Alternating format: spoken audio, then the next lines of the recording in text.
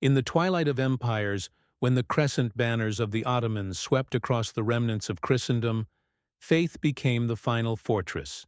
The clash between the sword and the cross was not only fought on battlefields but within hearts, where devotion met despair. Among the victims of conquest, few stories were as whispered, as half-remembered, as that of the nuns who vanished behind the walls of captured monasteries. They were women of prayer, untouched by the world, their vows sealed not to kings but to heaven itself. Yet when the wars came, their sanctuaries became prisons, their hymns drowned by the echo of marching boots. The chronicles barely mention their fate, a few lines here, a rumor there, as if history itself could not bear to write what followed. But through letters smuggled by survivors and fragments found in forgotten archives, a darker truth emerged, that the empire which prided itself on order and power could show cruelty more haunting than death. Theirs was not a story of execution, but of endurance, of faith tested beyond reason, of souls stripped of freedom yet refusing to surrender their devotion. What happened to those women was not a battle of nations, but of conscience, a silent war between belief and power, dignity and dominion. And though centuries have passed, their story still lingers in the corridors of memory, where prayers once rose and were met with silence. The convent of St. Verena stood on a hill overlooking the Adriatic, its white walls gleaming under the morning sun like a promise of peace. For centuries, it had been a refuge for women who sought not escape but purpose, a place where silence was sacred, and the only sound was the turning of prayer pages and the whisper of wind through olive trees. But in the spring of 1521, that silence broke. Word came that the Ottoman army had crossed the borders, taking towns one after another with terrifying precision. Smoke rose from villages like black psalms drifting toward heaven, and the nuns watched from their terraces as the horizon darkened. They prayed for protection, for diplomacy, for the mercy of men who no longer believed in mercy. The abbess, Mother Ilara, a woman whose face had grown as calm as marble through years of faith, ordered the gates locked and the chapel lit. "We will not flee," she said. "Our vows are not made to walls." They gathered the orphans, the sick, and the old into the stone crypt beneath the chapel, the safest place within their world. For days, they lived in the uneasy rhythm of prayer and dread, their chants interrupted by distant thunder, not from the sky, but from cannons. When the soldiers finally arrived, the hills trembled with the sound of hooves. The convent bells rang one last time, not as a call to worship, but as a warning that heaven itself might be listening. The Ottomans surrounded the hill swiftly, their banners rippling crimson against the pale walls. There was no siege, only surrender. The nuns had no weapons, no walls strong enough to resist. They stood in the courtyard with crosses in their hands, sunlight flickering across their white veils like fragile flames. The commander, a man draped in silk and silence, rode forward. His eyes swept the sisters without cruelty, but without compassion either, as if they were not people, but possessions. "You belong to no king," he said through an interpreter. "Then you belong to us." The words fell heavier than cannon fire. The soldiers entered the chapel, their boots echoing against marble floors once polished by devotion. They took the relics, the chalices, even the painted icons that had watched over generations. Yet amid the plunder, the women did not scream or resist. They sang. Low at first, trembling, then louder, voices weaving through fear like threads of light through smoke. Even the soldiers paused, uncertain whether to be moved or angered. When the song ended, silence claimed the air again. That night, the convent's candles were extinguished, one by one, until only the moon remained, a cold witness above a holy place that had forgotten how to pray. By morning, the hill was empty. The townspeople below spoke of the gates left open, of footprints in the dust leading east, and of the strange, haunting echo of hymns carried away by the wind. They were taken at dawn, when the fog still clung to the fields, and the air carried the chill of the sea. Bound in pairs with coarse rope, the nuns of St. Verena were led down the hill in silence. The road that once brought pilgrims now became a path of exile. Behind them, Their convent stood motionless against the gray horizon, its bell tower cracked by cannon fire and its chapel door ajar, as if still waiting for prayers that would never return. The soldiers marched in steady rhythm, the iron of their boots and armor clattering against the stones like the heartbeat of empire. For the women, each step was a surrender, of home, of safety, of everything except faith. They clutched small wooden crosses hidden in their sleeves, whispering psalms under their breath, as if to remind heaven that they still existed. The commander rode ahead, his expression unreadable, his eyes fixed on the road that led east, toward the strongholds of the empire. Days turned into weeks as the march stretched across valleys and plains scorched by war. The heat of the sun was relentless, and at night the cold bit through their thin robes. The younger sisters stumbled from exhaustion, their bare feet torn by the stones, while the older ones whispered prayers to keep them moving. In towns they passed, villagers gathered to watch, some crossing themselves in pity, others bowing in fear before the Ottoman banners. Food was scarce, water scarcer, yet no one complained. Their silence became its own form of rebellion, a defiance that the soldiers could not quite understand. At times, they were given rest beside rivers or ruins, where they sat beneath the stars in fragile circles, their songs barely rising above the wind. They sang not of deliverance, but of endurance, their voices like the steady flicker of a candle that refused to die. Among them, Mother Ilara moved quietly, her face serene despite her fatigue. "They can command our bodies," she whispered to one of the younger sisters, "but not our hearts. Remember that." It became their secret creed. When one faltered, another repeated it, until the phrase passed through them like a breath of strength. After many days, the mountains gave way to open plains, and on the horizon rose the domes and minarets of an Ottoman fortress, the end of their journey and the beginning of their captivity. As they crossed the final river, one sister looked back and saw the faint outline of the west disappearing into mist. She pressed her hand to her chest and whispered, "We are still his." The guard beside her turned, hearing nothing, and urged her forward. The march continued, endless and unbroken, a procession of faith carried toward an empire that would test its every thread. The fortress into which they were brought was no simple prison. It was a world unto itself, a palace of silence and stone where light seemed to hesitate before entering. Its walls were high and white, adorned not with scripture, but with the intricate geometry of Ottoman art, each line so perfect it felt like a prayer to symmetry. The nuns, weary and disoriented, were led through a series of courtyards where fountains whispered in marble basins and peacocks moved like ghosts through the gardens. To those who had spent their lives in simplicity, the place felt unreal, a vision from scripture turned inside out. They were housed in a secluded wing, once a residence for scholars and poets, now guarded day and night. Servants brought them food, water, and clothing finer than they had ever worn, yet every kindness felt like a chain. Their freedom was not denied with cruelty, but replaced with gentleness that disarmed them more than force ever could. Days turned into a blur of ritual and silence. The call to prayer echoed across the palace 5 times a day, filling the air with haunting beauty. The sisters would pause their own prayers at its sound, unsure whether they were meant to listen or resist. To the Ottomans, these women were spoils of victory, living symbols of submission, their faith now enclosed within empire. But to the women themselves, captivity became a strange monastery of endurance. They found God in the smallest things, in the flicker of oil lamps at dusk, in the sound of their own heartbeat when the world outside was still. The palace's governor, a scholar named Idris Pasha, visited them occasionally. He was not unkind but curious. To him they were relics of another world, their devotion both admirable and foreign. "Why do you still pray?" he asked one evening as the sisters sat in the courtyard, their faces bathed in the fading light. Mother Ilara met his gaze, calm and unshaken. "Because faith," she said softly, "is the only thing you cannot take." He said nothing, but his eyes lingered, perhaps out of respect, perhaps out of doubt.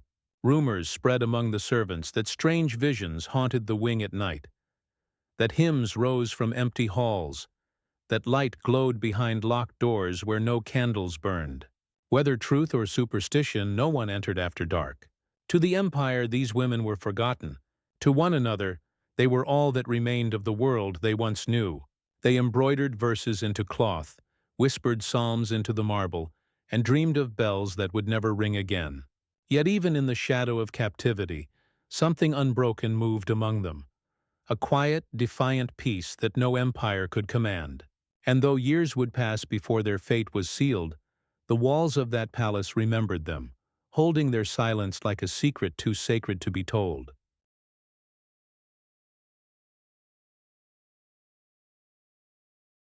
In the months that followed, the Sisters of St. Verena learned that captivity could wear many faces.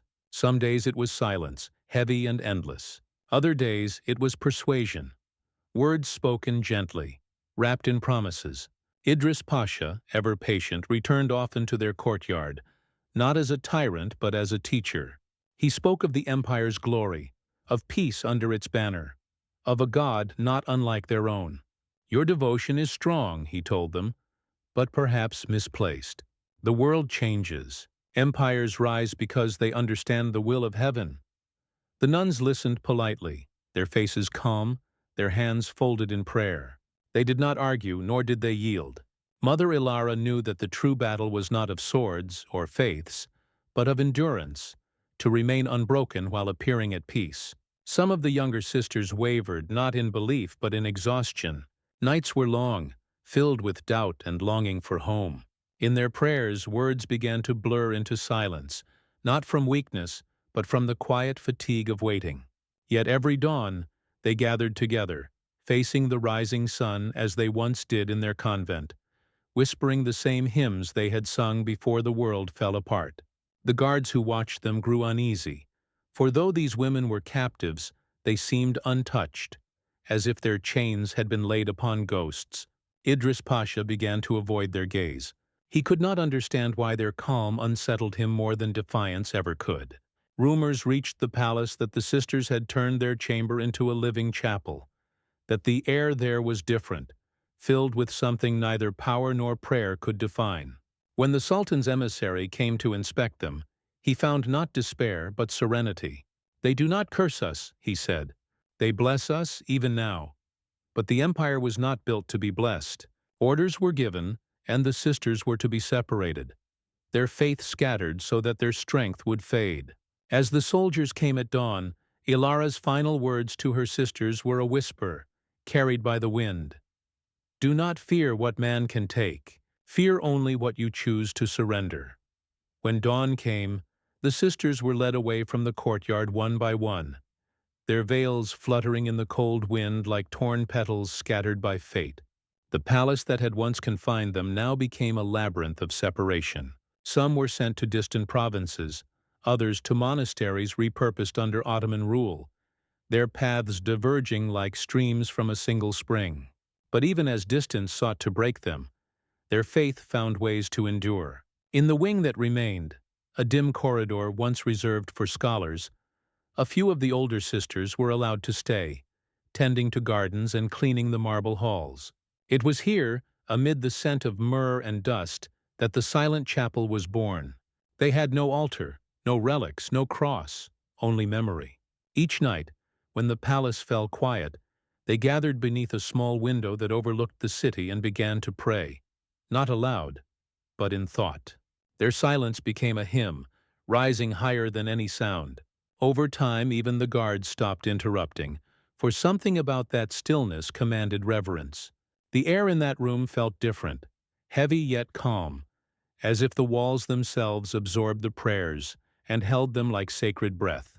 One night, a servant passing by claimed to hear music, faint and unearthly, though no one inside had spoken a word. Whispers spread through the palace that the Christian women had turned their chamber into a holy place, one unseen but deeply felt. Idris Pasha, now older and weary of conquest, entered once more to see for himself. He found them kneeling, eyes closed, faces serene. He asked, "Do you still believe your God hears you in this silence?" Mother Ilara, her hair now silver, opened her eyes and replied softly, "He has never stopped." It was said that from that night onward, no one disturbed the chapel again. Servants cleaned it quietly, guards passed it respectfully, and the sisters who remained were left in peace, not as prisoners, but as living relics of faith. Years faded into decades, and still the prayers continued, unspoken yet eternal. When the last of the sisters died, the room was sealed by the order of the Pasha, its entrance marked by a single symbol carved into stone, a feather, the emblem of Ma'at, balance and truth. Perhaps he had come to understand what they had known all along, that silence could carry a faith louder than any empire's decree. And though time would one day erase the palace and its captives from memory, the echo of that silent chapel would linger, as if heaven itself had left a listening ear pressed gently against its walls. No one could say when the sisters of St. Verena truly vanished, only that one day, the palace wing they had occupied stood empty, its doors locked, its gardens overgrown with ivy and silence. Some claimed they had been released, escorted in secret to the western provinces under the cover of night. Others whispered of a storm that struck the coast that very week, scattering ships and lives alike into the sea. Whatever truth existed was buried beneath the sands of empire and the indifference of time. The silent chapel remained untouched, but its entrance was walled up after Idris Pasha's death, as if the palace wished to hide its own memory. Servants who had once tended to the sisters aged and died, their stories fading into rumor. Decades later, when a new generation of rulers occupied the fortress, few even knew that a convent had ever existed there. Yet strange things persisted. At dusk, travelers passing the old palace swore they heard faint singing from within its walls, voices that rose and fell like the sea, echoing through the courtyards long abandoned. The soldiers dismissed it as wind, but the elders crossed themselves in fear. A century later, when the empire's power began to wane and the fortress was converted into a garrison, workmen reopening the sealed corridors found rooms filled with dust and relics. A rosary, a fragment of cloth embroidered with the image of a dove, and a single candle burned down to its base. The chapel itself was discovered intact, its walls untouched by decay. On the floor, carved into the stone, was a circle of names written in Latin, names of the sisters who had once lived and prayed there. But where the last name should have been, the stone was blank, as though one among them had never left, still guarding that place in spirit. The commander who oversaw the restoration ordered the chamber sealed again, uneasy at the weight of its silence. In time, the palace fell into ruin, its towers crumbling into dust. Yet even as empires rose and fell, the legend endured, of women who vanished not through death, but through devotion, their faith too stubborn to fade. To the people who lived near the ruins, the hill was cursed and blessed in equal measure. They said that on quiet nights, when the wind carried the scent of the sea, one could still hear a prayer whispered in a language long forgotten, carried upward, not for deliverance, but for peace. History rarely remembers those who did not fight with swords. It remembers kings, conquerors, and empires, but seldom the quiet souls who bore suffering without hatred, whose defiance was their dignity. The story of the Sisters of St. Verena is not written in the chronicles of war or power. It survives only in whispers, in the faint traces of their faith left behind in stone and air. Perhaps that is how they wanted it. Not as martyrs of spectacle, but as keepers of something pure in a world consumed by conquest. Their lives remind us that the truest strength often wears no armor, that courage can live in stillness, and that even in captivity, the human spirit can remain unconquered. The Ottomans may have ruled lands and oceans, but they could not command the silence of a heart that refused to surrender its truth. In that silence lies their victory, one so complete that even time could not erase it. When ruins crumble and records fade, faith lingers, like the echo of a song that outlives its singer. And so the tale of these forgotten women endures not as a story of cruelty, but of endurance, of light that continued to burn where no one thought it could. Somewhere in the ruins of that lost palace, beneath layers of dust and history, their prayers may still rest, weightless, eternal, waiting for those who still listen for the sound of the divine in the quiet corners of the past.